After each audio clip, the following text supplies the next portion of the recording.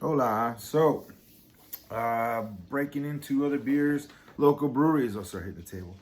I happen to see this one. They're expanding really fast. They're pretty new. It's two brothers that are from Austin.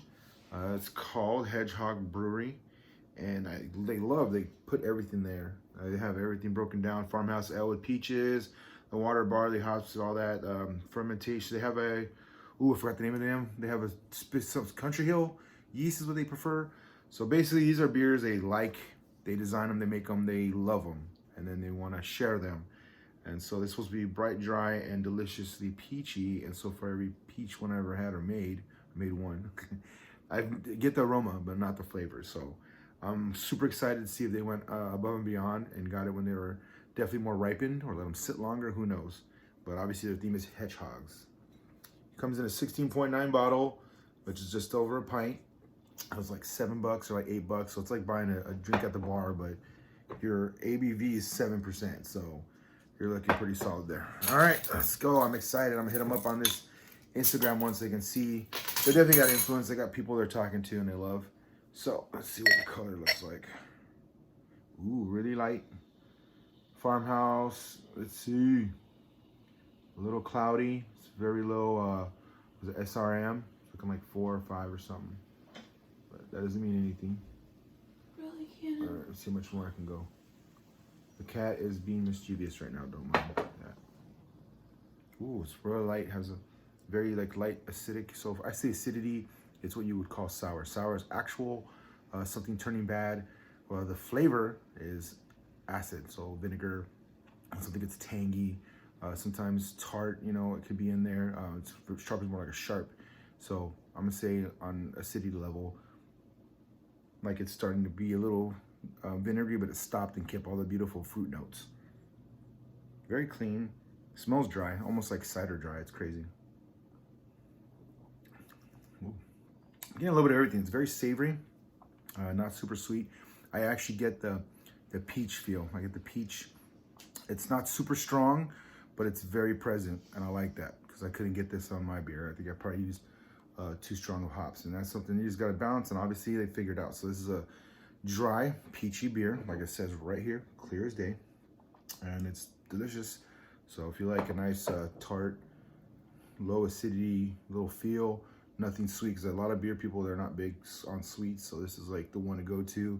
This is more like hang out on a hot day, hang out at your buddy's house, get away from all the heavy beers, probably a lot of Marzens, if you're just trying to take a break from it. This will lighten it up, and it's not a light beer, so I really like it. It's definitely farmhouse. Has that farmhouse, yeasty, funky, simple. I love it. Not bad, huh? A spice to it. Little spice notes. Yeah, but it doesn't say there's any spices in here, so it's just a beautiful. They do come like more approximate malt mixtures. So they had one I just saw was a stout. They have like 5 different malts just to make that one stout. I don't know. I guess that's what I'm learning too. So, but this one, yeah.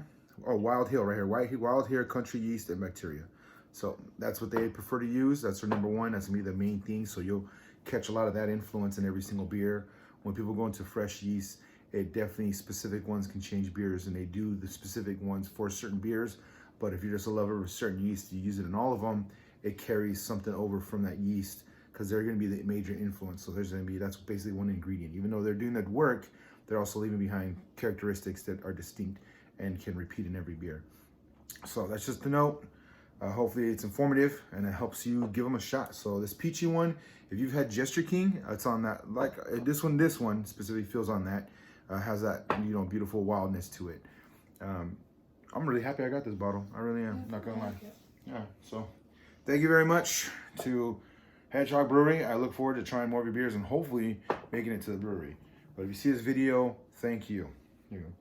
So anyone else, hopefully it's something you see. If you're not too far from Austin, I recommend you try some of those places out. They got some solid beers. I've been truly loving it from Houston to here. I know the breweries, I go to California and I visit. I hit up a couple places, definitely Firestone. That one was different though because I had all their barreled ones. I loved them, and then I went there and had the regular ones without even trying them, and I was hit me across the face. So be careful. Do try a couple of each of the beers before you go to a brewery. Understand also look what they have on tap because it, it rotates, and check out the everydays. That way you know what you're getting yourself into, and it helps you really enjoy it while you're there and hang out. Hops and Grain's been awesome because I didn't have any other beers, so I got to enjoy myself. So, all right. Hopefully this helps you out. Do subscribe, add to whatever, put me on there, and hopefully you got some beers that I'm interested in. I'm gonna check them out. I'm gonna go look, and if I have a couple you like, hopefully this helps you understand what you're getting into, and call it a day. All right. Other than that, be safe.